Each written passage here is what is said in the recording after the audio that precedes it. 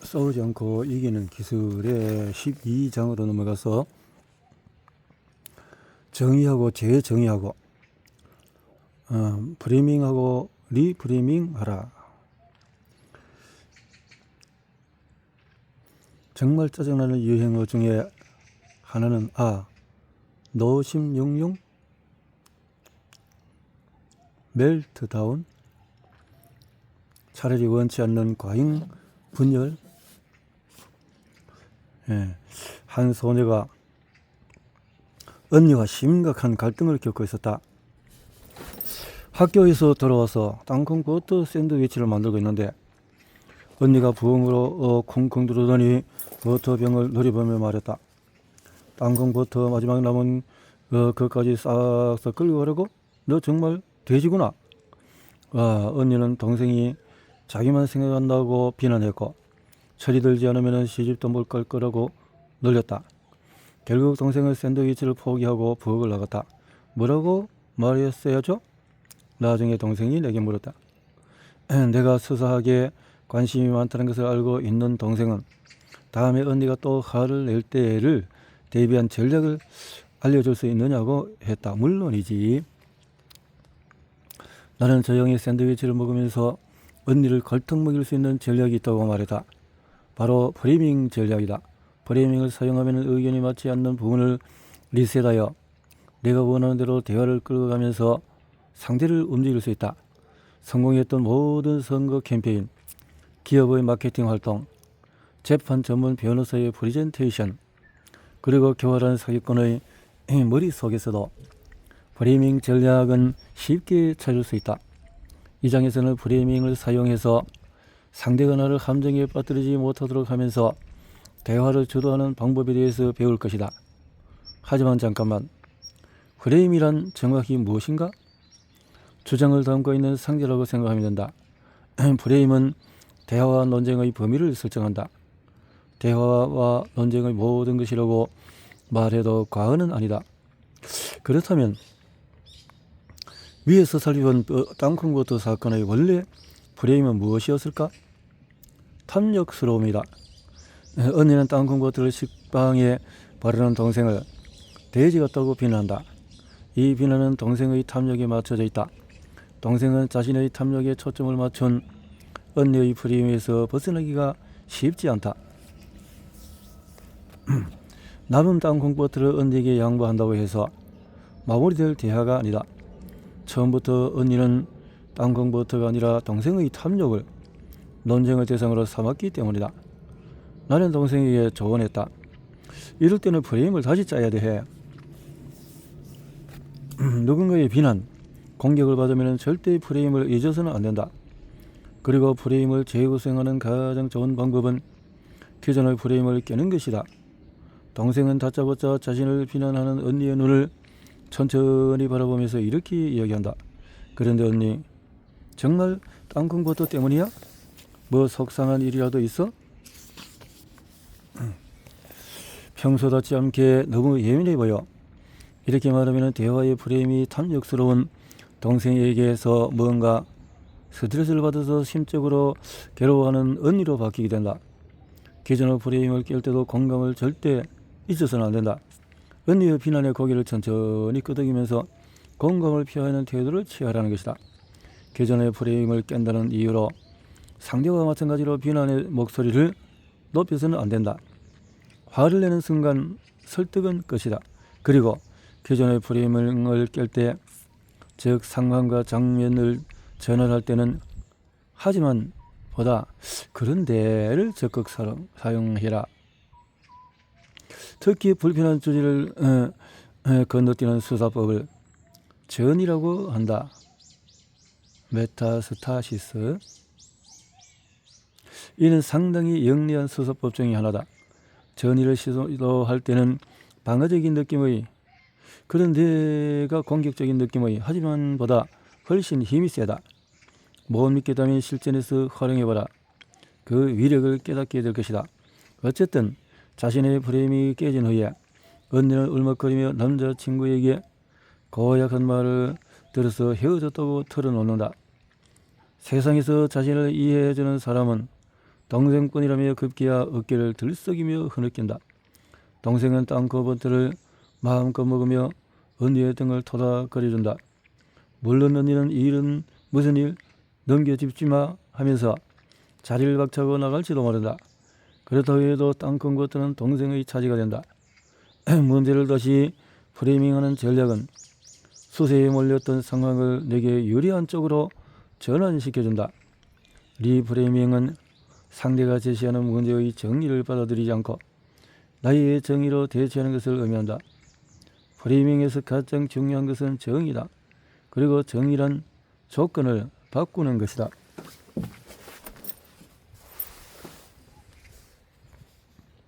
상식선 단어를 찾아내라. 프레이밍 전략에서 중요한 것은 자신에게 유리한 단어를 선택함으로써 상대를 불리한 위치에 놓는 것이다. 내가 이 전략을 사용하지 않으면 상대가 이 전략을 무조건 사용할 것이다. 나에게 유리한 단어를 선택한다는 것은 상대에게 깊은 감정적인 영향을 미치는 단어를 사용한다는 뜻이다. 수사학자들은 이를 상식선 단어라고 부른다. 글자 그대로 상식선을 형성하는 키워드라는 뜻이다. 이 장의 맨 처음에 인용한 미스터 번지의 말을 떠올려보자. 번지 씨가 소유하고 있던 원자력 발전소에서 사고가 났다. 그는 노심육룡이라는 단어 대신에 원치 않는 과잉 분열이라는 표현을 사용해서 사고 정의를 하고자 한다. 노심육룡은 사람들에게 거의 아무런 영향을 미치지 않는 전문 용어다. 그런데 원치 않는 과잉 분열은 어떤가? 원치 않는다. 과잉 분열이라는 표현은 원자력 발전소에서 무슨 사고가 일어났는지 정확히 몰라도 이 표현들을 듣고 나면 뭔가 좋지 않은 일이 일어났음을 직감할 수 있다. 노심육룡보다 원치 않는 과잉 분열이 상식선 단어로 더 적합하다. 설득자로서 당신의 임무는 상대에게 가장 호소력이 강한 상식선 단어를 찾아내는 것이다. 이를 위해서는 평소에 사람들이 즐겨 사용하는 표현의 귀를 기울여야 한다. 동시에 대화와 논쟁의 상대가 평소에 어떤 키워드를 소중하게 여기는지도 세심하게 살펴야 한다. 처음 만나는 상대라면 그의 옷차림이나 헤어스타일, 명함, 착용한 액세서리, 그가 종사하는 업종 등을 통해서 상대에게 깊은 영향을 주는 단어들을 찾아내야 한다. 우리는 더 적극적이어야 합니다. 견고한 전략을 세워봅시다. 한 팀이 된 것을 환영합니다. 우리가 더 똑똑하게 일하면 이길 수 있습니다. 괜찮은 친구입니다. 태도가 마음에 들어요. 패러다임을 바꿔야 합니다. 그 여자가 일하는 방식에 공감할 수 없어요. 좋은 경험을 했다고 생각하세요. 나는 전 직장에서 트라우마가 생겼어요. 이탈력처럼 굵게 표시된 단어들은 당신과 대화하는 상대가 누구든 간에 누구나 즐겨 사용할 만한 핵심 단어들이다. 상대에게서 견고하다라는 단어를 반복해서 든다면 당신의 새로운 제안을 설명할 때 튼튼하다라고 하지 말고 견고하다라고 해라. 상대가 패러다임이라는 말을 자주 입에 올리면 당신의 새로운 제안을 패러다임을 바꾸는 열정적인 노력이라고 표현해라. 자신이 중시하는 키워드를 당신이 반복해서 사용하면 상대는 이를 별이라고 생각한다. 자신과 비슷한 견해, 비슷한 위치, 비슷한 가치관을 갖고 있다고 생각한다. 상대의 핵심 단어를 찾아내서 이를 문제 정의에 적극 활용하라. 집단적인 논쟁에서 승리하기. 대체로 설득의 세계에서는 한 대화에 두 가지 쟁점이 존재한다. 낙태, 아기의 생명, 여성 자기 몸에 대한 권리, 총기 규제, 특별 검사법 발의. 이처럼 거의 모든 대화와 설득적인 논쟁에서는 두 가지 견해가 충돌한다. 어떤 프레이밍 전략을 펼치는지가 이 충돌의 상황에서 결정적인 승부수가 된다. 재정의하자. 문제와 쟁점을 리프레이밍할 때는 상대가 사용하는 단어를 그대로 받아들일 수 있다. 아내는 우리 아이는 머리가 좋은데 좀 게을러. 맞아, 좀 게으르지. 그렇다면 어떻게 동기를 부여해야 할까? 단어를 아예 바꿀 수도 있다. 아니, 게으른 게 아니라 의욕이 없는 거지. 아니면 단어 정의를 다시 할 수도 있다. 만약 게으린이란 의미가 컴퓨터에서 외계인을 미친 듯이 쏘아 죽이면서 손과 눈의 조정 능력을 키우는 것을 의미한다면 게으른 게 맞지. 가장 좋은 방법은 상대가 사용하는 단어를 내 방식대로 재정의하는 것이다. 그러면 상대의 주장에 동의하는 것처럼 보이는 동시에 상대의 주장의 근거를 허물일 수도 있다. 허물어뜨릴 수 있다. 대부분의 변호사들은 법정에서 이 재정의를 전가의 보도처럼 휘두른다. 상대가 내리는 정의를 아무 생각 없이 받아들이지 마라. 당신이 원하는 방향으로 재정의하라. 재정의는 당신은 이런 사람이야 라고 꼬리표를 붙이기 좋아하는 상대를 쓰러뜨리는 데 효과적이다. 상대 후보는 동성애자와 트랜스젠더 커뮤니티의 권리를 공격하려고 합니다. 나는 성소수자들의 권리를 공격하려는 것이 아니라 종교를 가진 사람들의 성정체성에 대한 신념을 옹호하고 있는 것입니다. 재정의는 가정과 사무실에도 유용하다. 특히 사람이나 개념의 부정적인 단어를 꼬리표처럼 붙이는 라벨링이라는 수사학적인 행위를 방지하는 데 도움이 된다. 재정의. 상대의 장점을 단점으로 전락시키라. 버락 오바마 대통령은 라벨링의 달인이었다. 그는 부정적인 라벨링과 긍정적인 라벨링을 동시에 제시했고 유권자들은 어김없이 그가 원하는 긍정적인 라벨링을 선택했다. 오바마가 가장 부유한 국민들은 위한 세금 감면과 평범한 미국인 가족을 위한 의료 및 교육 정책 중에서 어느 것이 더 나은 선택인지에 대해서 존경하는 여러분의 의견이 저마다 다를 수 있습니다. 저는 정직한 토론을 할 준비가 되어 있습니다. 오바마는 상대의 핵심 단어들에는 부정적인 라벨, 자신의 핵심 단어들에는 긍정적인 라벨을 붙일 줄 알았다. 그리고 유권자들은 그에게 가장 인기 있는 현명한 리더라는 라벨을 붙였다. 몇 년 전에는 대형 항공사의 기내 잡지 발행권을 따내기 위한 경쟁 입찰에 참여했었다. 10개가 넘는 잡지사들이 치열한 경쟁을 펼쳤는데 최후의 승자는 나였다. 승리의 비결은 간단했다. 모두가 자기 잡지 편집자들의 전문성, 뛰어난 디자이너들의 독창적이고 아름다운 디자인을 어필할 때 나는 재미를 강조했다. 기내 잡지는 뭐니 해도 재미가 있어야 하죠. 안 그러면 누가 읽겠습니까? 하다못해 악을 쓰며 우는 아기들의 눈길이라도 잠시나마 붙잡을 수 있어야 합니다. 고작 편집자 한 명, 디자이너 한 명뿐인 잡지사였지만 우리는 기내 잡지에 대한 남다름의 정의에 성공했고 이를 통해서 승리를 선물받았다. 경쟁사의 최고 장점인 전문성이 오히려 그들에게 불리하게 작용하도록 프레젠테이션 전략을 짠 것이 적중이었다. 그렇다. 치열한 경쟁자를 이기는 유일한 길은 그 경쟁자가 적합하지 않은 것처럼 보이도록 만드는 것이다.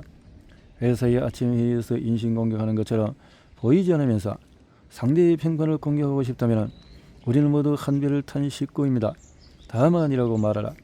지나치게 이론만 내세우는 대학 교수와 토론하는 경우라면 제 목표는 오늘 이 테이블 위에서 논의되고 있는 훌륭한 견해들을 바깥에서 실행에 옮길 수 있는 안을 찾아내는 것입니다. 라고 말하라. 듣는 사람들은 당신의 손을 들어주고 싶어 근질거릴 것이다. 사실, 정의, 중요도, 관련성. 나는 이제 더 이상 아들과 발씨름을 하지 않는다. 아들이 나를 너무 쉬운 상대로 생각하는 것도 싫고 내 발이 맥없이 꺾어지며 탁자에 부딪히는 것도 싫기 때문이다. 아들은 일찌감치 나보다 훨씬 더 힘이 세졌지만 최근까지만 해도 우리는 승률이 거의 비슷했다. 내가 선전할 수 있었던 이유는 그립을 잘 이용할 줄 알았기 때문이다. 상대가 유리하게 움직이지 못하도록 교묘하게 잡으면서 동시에 팔 근육을 최대한 활용할 수 있도록 충분히 넓게 상대의 손을 쥐는 기술이었다. 그런데 아들이 이 기술을 알아차리고 나서부터는 내게는 승리의 기회가 없어졌다. 이것이 그 프레이밍이 작동하는 방식이다. 논쟁에서 유리한 고지를 점하기 위한 그립 방법이다. 고대 수사학자들은 어떤 사실이 자신에게 불리하거나 사실을 잘 모르겠을 때 의지할 수 있는 도구로 정의를 꼽았다. 원한다면 사실을 전혀 사용하지 않고도 정의만을 활용해서 논쟁에서 이길 수 있다. 사실과 정의는 입장이라는 더 큰 전략의 일부다. 이 전략은 학계에서 지위 이론이라고도 불린다. 치이는 입장을 의미하는 라틴어다. 이 개념은 경기 시작 전에 레슬링 선수들이 취하는 자세에서 유리했다. 사실 정의, 중요도, 관련성을 이용해서 하나씩 뒤로 물러나는 전략이다. 만약에 첫 번째 방법이 효과가 없으면 두 번째 방법으로 후퇴하는 방식으로 계속하는 것이다. 원래는 방어용으로 고안되었지만 공격용으로도 사용할 수 있다. 논쟁을 시작하기 전이나 공격을 받고 있다면 반드시 확고한 입장을 정해야 한다. 고대 수사학자들은 다음과 같은 토론과 대화법을 권장했다. 사실이 자신에게 유리하게 작용한다면 그 사실을 활용하라. 그렇지 않다면 용어를 재정의해라. 상대의 주장이 생각보다 별로 중요하지 않다고 주장해라. 그것도 조차도 자신에게 유리하지 않다면 대화와 토론이 무의미하다라고 주장해라. 이런 식으로 상대를 무시한다는 거죠. 행복은 리프레이밍의 기술이다. 따뜻하고 긍정적인 그리고 선한 승리가 당신의 최고의 설득자로 만들어질 것이다. 당신이 갖고 있는 설득의 도구들을 선한 승리에 사용을 해라. 응? 여보, 지난 몇 주가 내 인생에서 가장 행복했다오.